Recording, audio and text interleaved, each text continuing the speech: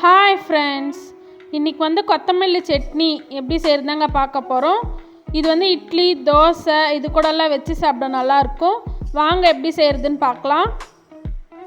First கடாயில் எண்ணெய் ஊற்றிக்கலாம்.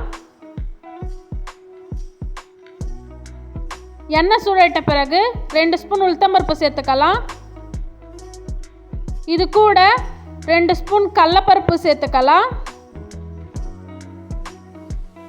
கடலைப்பருப்பு உளுத்தம்பருப்பும் கொஞ்சம் பொன்னிறமாக வர அளவுக்கு வறுத்துக்கலாம்.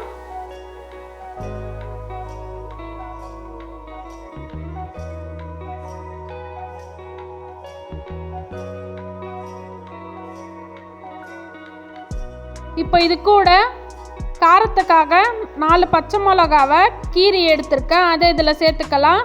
உங்கள் காரத்துக்கு தகுந்த மாதிரி நீங்கள் சேர்த்துக்கோங்க.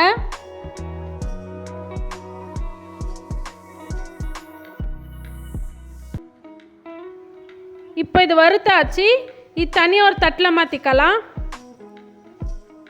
அதே கடாயில் கொஞ்சமாக எண்ணெய் ஊற்றிக்கோங்க. எண்ணெய் சூடாயிட்ட பிறகு 6 பல் பூண்டை தோல் எடுத்து வச்சுருக்கேன். அதை இதில் சேர்த்துக்கலாம். கூடவே கொஞ்சமாக இஞ்சியை தோல் எடுத்து கட் பண்ணி எடுத்துருக்கேன். அது இதில் சேர்த்துட்டு இது கூட ஒரு சின்ன சைஸ் வெங்காயத்தை சின்னதாக கட் பண்ணி எடுத்துருக்கேன். அது இதில் சேர்த்துக்கலாம். வெங்காயம் கண்ணாடி பதம் வர அளவுக்கு வதக்கி விட்டுக்கலாம்.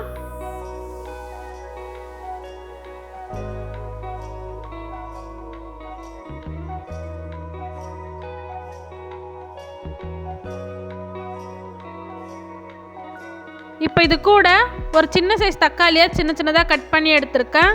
அதையும் இதில் சேர்த்துட்டு கொஞ்சம் நல்லா வதக்கி விட்டுக்கலாம்.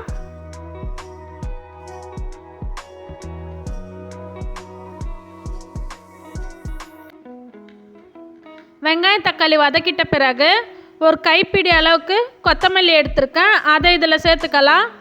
சேர்த்துட்டு நல்லா வதக்கி விட்டுக்கலாம்.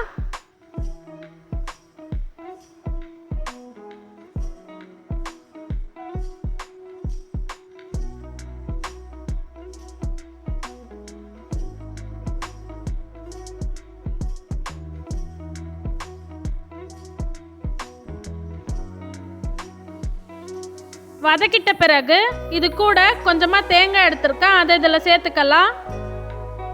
கூடவே கொஞ்சமாக புளி எடுத்திருக்கேன். அது இது கூட சேர்த்துக்கலாம். சேர்த்துட்டு 1 நிமிஷத்துக்கு வதக்கி விட்டுக்கலாம்.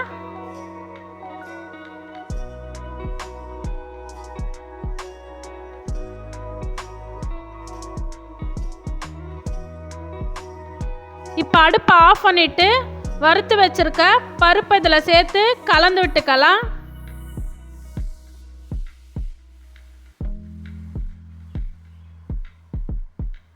ஆற வச்சு மிக்ஸி ஜாரில் சேர்த்துருக்கேன். இது கூட தேவையான அளவுக்கு உப்பு சேர்த்துக்கலாம்.